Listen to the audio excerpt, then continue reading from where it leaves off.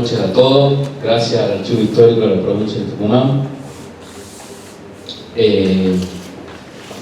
por esta presentación, por la gente que ha llegado, por la posibilidad de poder llegar desde mi métier, desde mi trabajo en realidad de galerista, pero de anecdotario, por haber estado con muchos coleccionistas en el país, por haber visto, por la curiosidad de uno, por haber llegado a ver sus documentos, sus objetos personales de próceres, de prohombres de todo el país, y de revisar colecciones enteras particulares y colecciones públicas.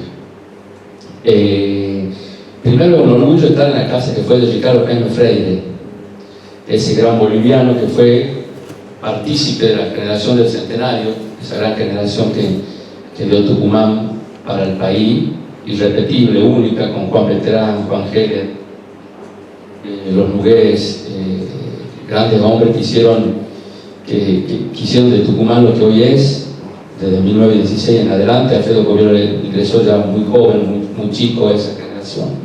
Pero Ricardo Jaime Freire fue ese boliviano que estuvo también, el que escribió sobre la República de Tucumán en 1916, un gran libro importante, su primera edición es de 1916, y me une a Jaime Freire una anécdota de mi padre, que ya tiene cerca de 90 años, que no podía venir, porque me iba a interrumpir también. Entonces me decía, tu abuelo Adolfo lo vio a Ricardo Jaime Freire. Mi abuelo Adolfo nació en 1897, es una anécdota, te la tenía que contar porque se me vivió como me mata, porque lo repite de toda la vida. Ricardo Jaime Freire tuvo un ataque de epilepsia en la 24 de septiembre y 25 de mayo, en la esquina. Iba mi abuelo Adolfo y ayudó a socorrerlo. Entonces, siempre la cuenta mi viejo y dice, tenés que decir eso si dan algo en el archivo, porque fue la casa de Ricardo Freire, y tu abuelo Adolfo siempre repetía en la mesa y tenés que decirlo vos. Lo acabo de decir, saldado con el tema familiar. Esa parte. No presumo en absoluto de historiador ni en absoluto de nada de eso. Acá el doctor Mendilla, hay gente que me está mirando raro. Gracias por el doctor. Pero no presumo de mi historicidad, sino que de la anécdota y de mi métier, que es realmente el coleccionismo.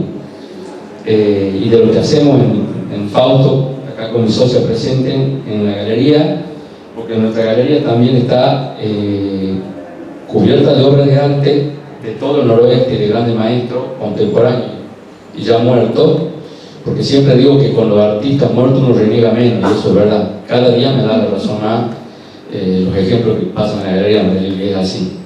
Pero también tenemos una biblioteca de libros de antiguo, textiles, platería criolla y documentos personales importantes de naturalistas y de pintores, por sobre todas las cosas.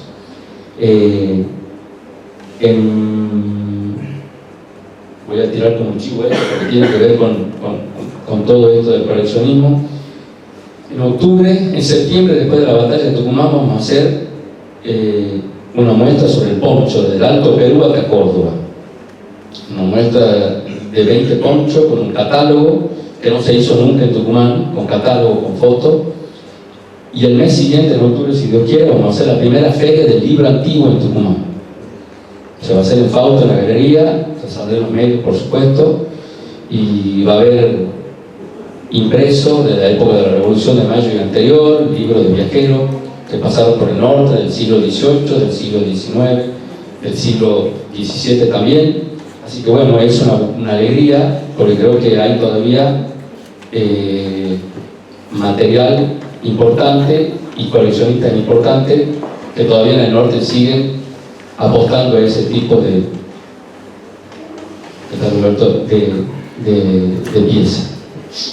Para empezar, yo había notado un poco no sabía cómo empezar, pero quería terminar con la presentación de esta obra, pero quiero empezar con la presentación de esta obra. Hay muy poco, como sabrán, retratos de Monteagudo. Lizondo Borda lo descubre de un retrato en Panamá, creo que en 1876, cuando él se hace pintar, con un pintor español lo pinta Oroño, y donde empieza a moldearse la idea de que Monteagudo era mulato, de que Monteagudo era moreno, y con el cual, para hacerlo sentir mal en su época y castigarlo de varias maneras, la contra le decía que era hijo de esclavo, que su madre era esclava, y bueno, y todo eso que llega hasta nuestros oídos sobre Monteagudo, sobre su color de piel. Esta obra es una técnica mixta sobre papel cerca del año 72. La pinta una mujer. Es el único retrato de un artista contemporáneo, por decirlo así, que hay en Tucumán. La pinta Yolanda del Yeso, que posiblemente alguien de acá la conoció, que era la mujer de Joaquín Ezequiel Linares.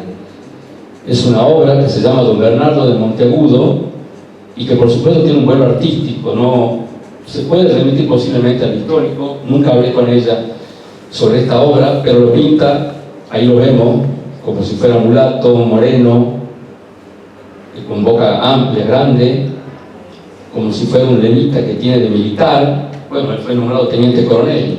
Monteagudo era un civil que lo nombra teniente coronel, pero posiblemente se lleva de la parte histórica que lo cuenta Pelliza, y lo cuenta, creo, Juan Pablo Echagüe en su libro, en los 2 tomos de Pelliza, sobre que era teniente coronel y todas las vicisitudes para ver por qué lo nombran y todo lo demás.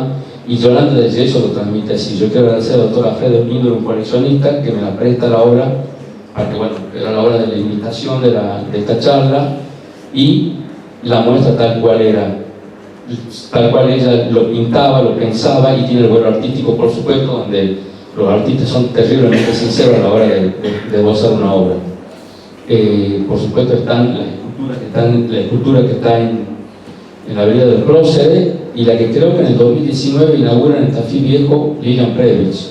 Creo que en la escultura de Monteagudo que se inaugura en el 2019, Lilian Previch, la artista que lo hace, que está cerca del Lomas del Tafí, por ahí, que no la conozco, pero creo que son de Tucumán. El único artista que la pintó fue Yolanda del Yeso. Una curiosidad, quería tenerla acá y gracias a Dios la conseguí. Quería hablar también de cómo tiene que empezar a verse el coleccionismo de Monteagudo con una pieza que hay acá en el archivo histórico. Al costado, donde están los cubículos de vidrio, hay 2 manuscritos de la familia Monteagudo: el testamento de don Miguel de Monteagudo, de su familia, y un manuscrito de Bernardo de Monteagudo, que en 1813, plena asamblea del año 13, imagino, le manda como obsequio una bandeja de plata con bordes de oro al gobierno de ese momento de Tucumán. Creo que era por el año de la batalla de Tucumán, se cumplió un año, entonces lo manda como obsequio al gobierno de turno. Hay 2 cosas raras, ya empieza a tallar el coleccionismo, porque años después, posiblemente el director se acuerda bien la fecha, esa bandeja el gobierno de Tucumán la vende, no sé, para tapar no sé qué incendio, la vende y se desaparece. Y tenía otra rareza más, que tiene que ver con el coleccionismo. Esa bandeja la manda de Chuquisaca, de 1813. Era platería virreinal, bueno, ya republicana le llamaba, porque hasta 1810 colonial, virreinal y después republicana, pero tenía bordes de oro. Eso es rarísimo, porque no se usaba casi el oro en la platería en esa época, ¿no? Eran solo muy pocas piezas que se usaban oro, y esa tiene bordes de oro. Desaparece, creo que está desaparecida, no se sabe, no figura en alguna colección que se pueda conocer, pero el gobierno de Tucumán de turno, si tendremos historia de eso, ¿verdad? La vende para tapar un incendio, para ayudar a alguien, o para ayudar, me imagino, el bolsillo del gobernante de turno, no tengo idea. Perdón que me exprese de esa manera, pero bueno, déjenme dudar, soy bastante escéptico en esas cosas. ¿Cómo llego a hablar del coleccionismo en Monteagudo? Esto es interesante. Yo lo conocí, tuve la suerte de conocer al mayor coleccionista de papeles personales antiguos y de platería y de objetos importantes de nuestra historia, de nuestra revolución y de la historia argentina, que fue Horacio Porcel de Peralta. Carlos Páez de la Torre siempre me decía: segundito, cuando andé por Buenos Aires y yo coincido en un viaje, llévame por Dios a conocer a Horacio Porcel de Peralta. Era un tipo jodido, que no recibía todo, y bueno, yo le decía: el doctor Páez de la Torre no lo voy a recibir, vení vos. Entonces, y Carlos siempre me decía: Carlos se murió y no pude ir nunca a la colección de Horacio Porcel. Me tenía cariño, no sé, por esas cosas de la vida, porque me veía joven, que veía que yo vendía libros antiguos, lo iba y lo visitaba cargado de bolso. Llegaba a su departamento en la esquina de Libertador Italia, 5º piso A. Ya falleció hace un par de años. Y a Carlos Pedro Blaquier también le vendí, y él tenía en menor escala, una colección importante de documentos, pero no al estilo de Porcel. Y de Porcel aprendí que había 3 prohombres, próceres o personajes importantes de nuestra historia totalmente buscados por el coleccionismo. Totalmente buscados por el coleccionismo. El primero fue Mariano Moreno. Dice, todo lo que es de Mariano Moreno vale mucha plata. Mariano Moreno muere joven, en alta mar, envuelto en una bandera inglesa, por su idea jacobina, revolucionaria, totalmente independentista. Sus escritos eran fabulosos, todo lo que escribía valía la pena. Me decía Porcel entonces, todo lo que aparece de Mariano Moreno, que hay poco, es muy buscado en el coleccionismo y muy bien pagado. El otro es Facundo Quiroga. Yo he visto en su despacho, en su casa, donde tenía su colección, la letra de Facundo Quiroga, que se sospecha que ya no era de él, pero las letras de Facundo Quiroga eran casi de un analfabeto, de una criatura del primer grado. Se decía que los secretarios, o alguien que escribía un poquito mejor que él, hacía la letra que ya era mala, y su firma, la firma de Facundo Quiroga era terriblemente casi la de un analfabeto, una criatura de segundo grado. Y dice, y de Facundo Quiroga, lo poco que hay, vale mucho dinero. El tercero es un tucumano, me dice, de Tupago, Bernardo de Monteagudo. Y le pregunto a Horacio Porcel siempre por qué, porque dice, es simple, Monteagudo la mayoría de su vida la pasó escribiendo en América, no en Argentina, en otros países de América, perdón, Perú, Chile, incluso hay una gran colección con objetos personales de Monteagudo en Centroamérica, donde él estuvo en Panamá, posiblemente, creo que en Panamá, creo que estuvo en Honduras, creo que estuvo, no sé si en Guatemala también, posiblemente. Pero bueno, Monteagudo era muy difícil conseguir pieza, salvo, por supuesto, ahí es para desmayarse, cuando él me muestra no era el diario, sino esos escritos clandestinos que circulaban con clandestinidad, una tipo novela que él arma entre Fernando VII, un diálogo, y Atahualpa. Monteagudo hace como si fuera una novela que circulaba clandestinamente en una charla que él inventa entre Atahualpa, que era el último rey de los Incas, hijo de Huayna Cápac, o hermano de Huayna Cápac, y que Diego de Almagro y Francisco Pizarro, cuando descubren el Cusco, lo matan en el asedio, lo toman preso, y Fernando VII, que acababa de perder ante el ejército napoleónico. Él inventa un diálogo importantísimo, y esos pequeños ejemplares, pocos escritos que circulan, Porcel compra uno y lo tenían, era una joya. Y por supuesto después, que él decía, estos escritos de Monteagudo valen en el departamento de Tucumán. Me acuerdo como si fuera hoy. Estos escritos de Monteagudo en América Latina valen en el departamento de Tucumán. Y el otro, por supuesto, cuando funda en 1812 Monteagudo, Mártir o Libre, ese periódico que lo funda en 1812, donde se conocen pocos ejemplares enteros. Creo que la Academia Nacional de la Historia hace un facsímil en la década del 80, posiblemente, fines del 70, el 80, donde hacen un facsímil del periódico Mártir o Libre, que lo toman de la colección de Porcel. O sea, le pide prestar a la colección Porcel los originales, que creo que se conservan en Lima también, en el Museo Histórico de Lima, o de Colombia, no lo recuerdo bien. Y los toma de ahí. Dice, esos son piezas extremadamente buscadas por el coleccionismo, y por supuesto la carta de las amantes de Monteagudo. Eso ya es un hallazgo total. El día que lo matan a Monteagudo, habrá sido cerca de esta hora, las cosas de la vida, lo matan en la calle Belén, él que era un gran masón y un agnóstico de la primera época. Le clavan un puñal en el corazón, y Candelario Espinosa, si mal no recuerdo, y Ramón, el otro sicario, le dice, vaya por la que ha hecho Bernardo, y lo matan. Él iba a visitar a una dama, apellido Salguero, creo que era Juanita Salguero, no lo recuerdo bien. Bueno, de esa mujer y de otras mujeres por América, por donde andaba Bernardo de Monteagudo, que era un gran Casanova, Porcel tenía, y he visto en mis manos esos manuscritos. Es de una belleza sin igual. Ya Bernardo de Monteagudo, muy inteligentemente, cortejaba a las mujeres en su escrito y decía que la gesta independentista de América Latina se debía en gran parte al valor de las mujeres que había en América Latina. Eso es fabuloso. Un ataque de feminidad total, pero bueno, la contra lo corría porque decía que era presumido y ese tipo de cosas. Quería hablar también,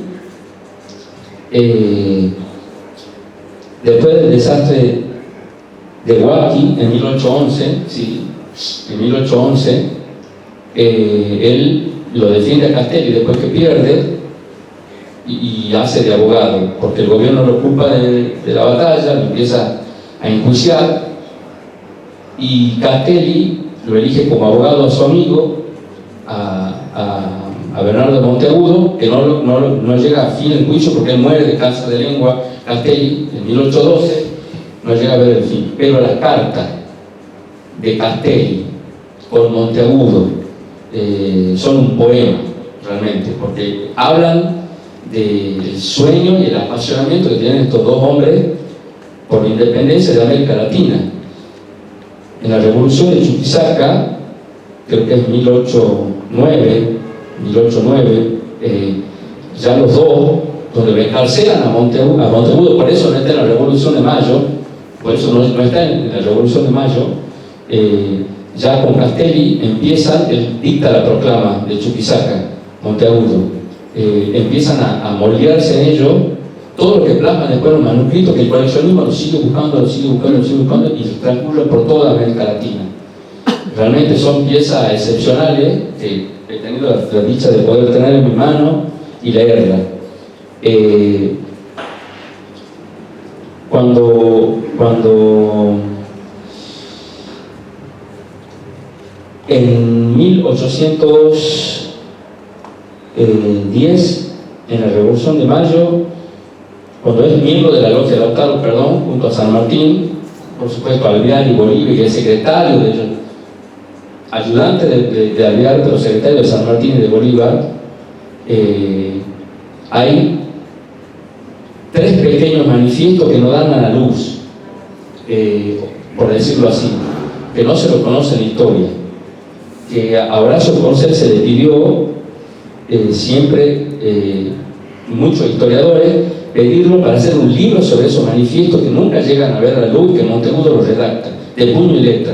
No llegan a ver la luz, chicos. Estamos hablando de piezas descomunales que quedan en manos de un coleccionista privado, y que ahí es donde a veces uno tiene esa discusión con historiadores y con el medio, donde dice que el coleccionismo a veces hace de salvaguarda de objetos personales y de documentación que si ellos no lo tendrían se perderían. Pero también está la otra parte, que eso nunca llegan a conocerse ante el pueblo, nunca llegan a darle luz. No hay un libro que pueda mostrar esa pieza que yo he visto, porque he tenido la suerte de verla, pero 3 manifiestos que él escribe que son fantásticos, donde habla de la Logia de Lautaro, donde habla de su agnosticismo, donde habla del fervor que tenía por San Martín, pero no sé si era un amigo. San Martín tenía su gran amigo que era Tomás Guido, que cumplía otra función, pero trabajaba con él, y todo eso está escrito, porque de Monteagudo, al saber, sabemos todos que es un personaje totalmente hermético de nuestra historia, un personaje difícil, donde casi no hay nada. También había ciertas cosas que se perdieron en el tiempo y que cuestan que se conozcan. La labor del coleccionista, la labor ferviente del coleccionista, creo, es poder mostrar a la historia que esas cosas existieron, que son un salvoconducto, un salvaguarda, que tienen que ver con nuestro acervo, y a veces la mezquindad un poco también del coleccionismo, donde yo a veces trato de decir siempre hay que mostrar, siempre hay que perder las obras de arte para una muestra, es para que la sociedad, la comunidad se regocije de eso y sepa siempre de dónde venimos, porque es fundamental ese tipo de cosas. Los manifiestos estaban hechos sobre todo en la etapa donde tienen contacto con Alvear y la logia masónica, lo que se estaba armando con la Logia de Lautaro y todas las proyecciones que él veía y las cosas que iban a suceder en América si no actuaban de la manera que actuaban. Quiero creer que todo lo que pensaba él se cumplió a rajatabla, porque todos los hechos fueron sucediendo tal cual él lo manifestaba en esos manuscritos. Bueno, fue editor de la Gaceta de Buenos Aires, donde ahí habla en la Gaceta de Buenos Aires del valor de la mujer en la independencia, en la gesta independentista de Argentina. En el 18 redacta, por supuesto, el acta de declaración de la independencia de Chile. ¿Qué valor en Chile? En Chile, posiblemente llamada documentación de la que tenemos nosotros, pero en Chile pasa con Monteagudo, me lo contaba el cónsul que vino a visitarnos, no es el Monteagudo prócer que es en el Perú, ni siquiera lo que es en Argentina. En Chile tiene la mitad odiado y la mitad querido. Imagino, porque él firma el fusilamiento de los hermanos Carrera. Él lo firma el fusilamiento de los hermanos Carrera, a petición de O'Higgins, por el cual San Martín se enoja y lo manda a San Luis en recto y lo manda y se queda en San Luis un tiempo largo. Pero cuando se redacta el acta de la independencia de Chile, se hacen unos impresos sobre eso, como pasado acá. En Chile se conserva, acá se perdió el original. Y esa acta de independencia de Chile también la conocí en Horacio Porcel, está redactada por Monteagudo. Yo creo que en la provincia no hay nada de eso, estoy casi seguro, no creo que un coleccionista lo tenga. No sé si en la biblioteca Alberdi hubo alguna, en la biblioteca Sarmiento Alberdi hubo alguna vez ese tipo de cosas, creo que no. La pieza más importante, lo dice Ricardo Palma, el gran historiador peruano, es las máximas que le dicta San Martín en el Perú cuando se lo hace ministro de guerra y él maneja la administración total de Lima. Es una pieza que debe tener 15 carillas, posiblemente.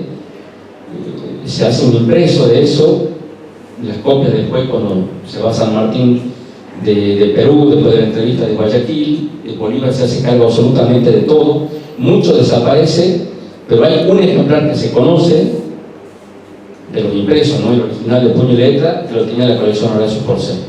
Eso lo he visto, las máximas que dicta San Martín, y que Monteagudo a rajatabla va cumpliendo, y con algunos agregados, por el cual es odiado a veces en Lima y tiene una guerra feroz con un montón de contrincantes, porque él empieza a poner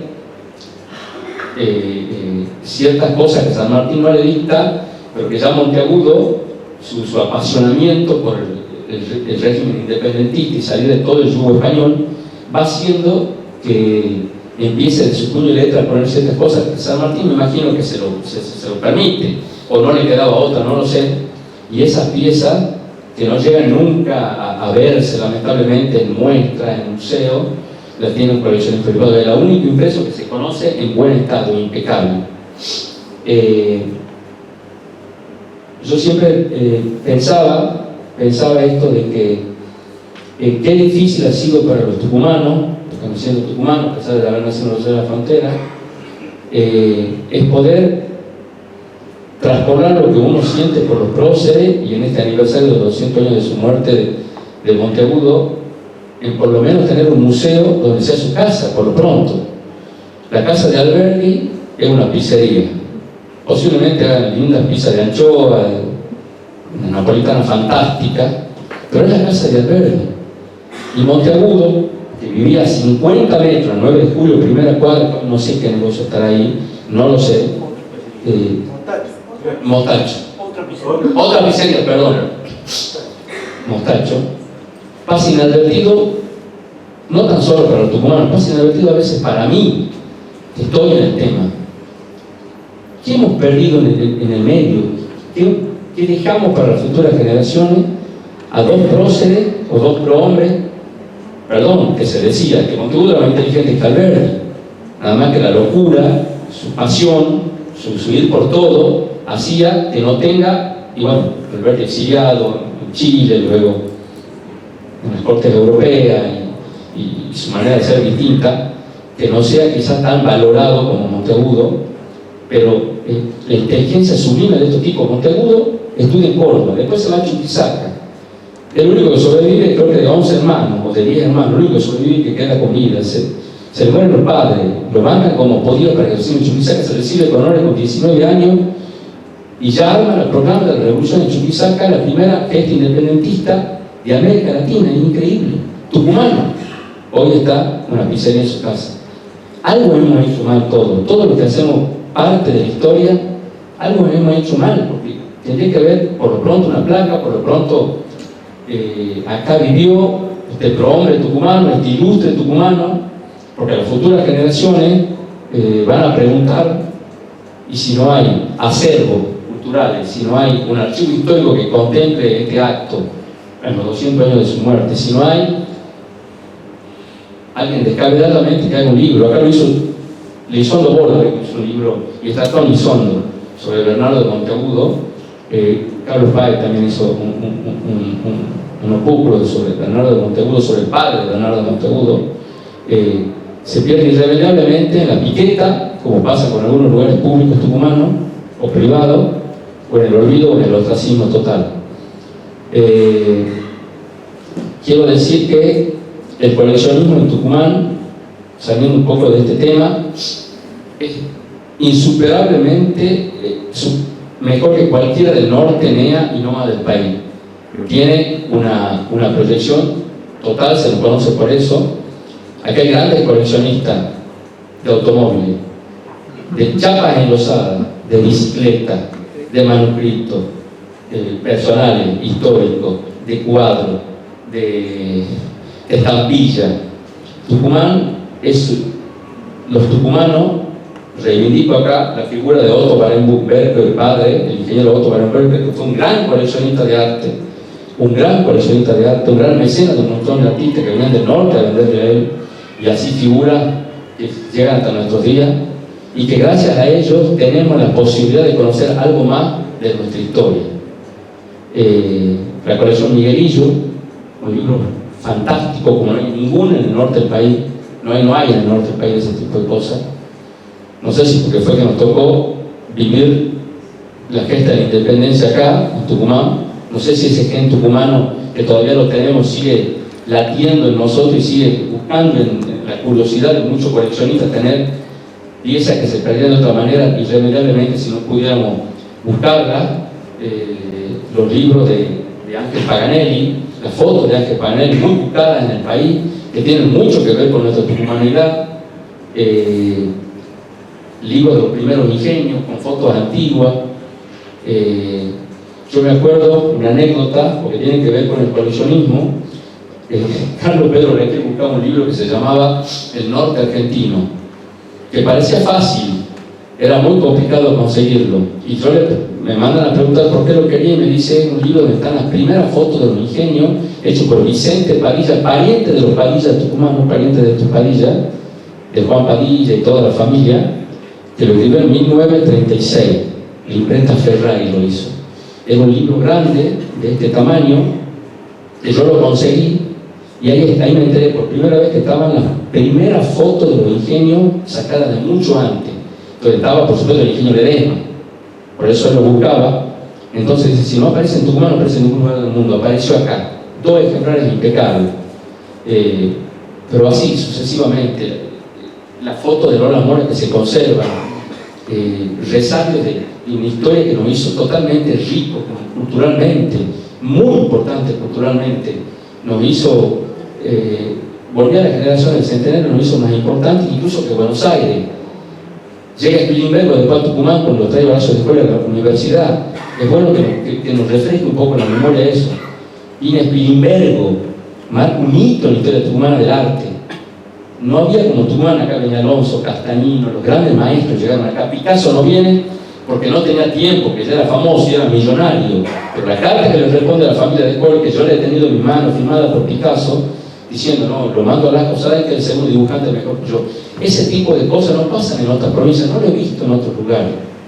Y el coleccionismo importante de Buenos Aires, como este tipo, Horacio Porcel de Peralta, después googlearon un poco, Horacio Porcel de Peralta me decía: lo que apareció en Tucumán no aparecía en ningún lugar del mundo, en este país.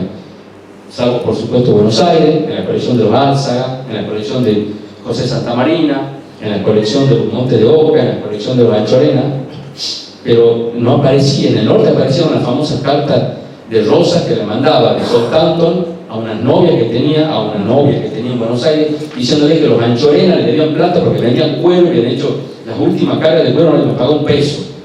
Entonces estaba pasando hambre en Inglaterra.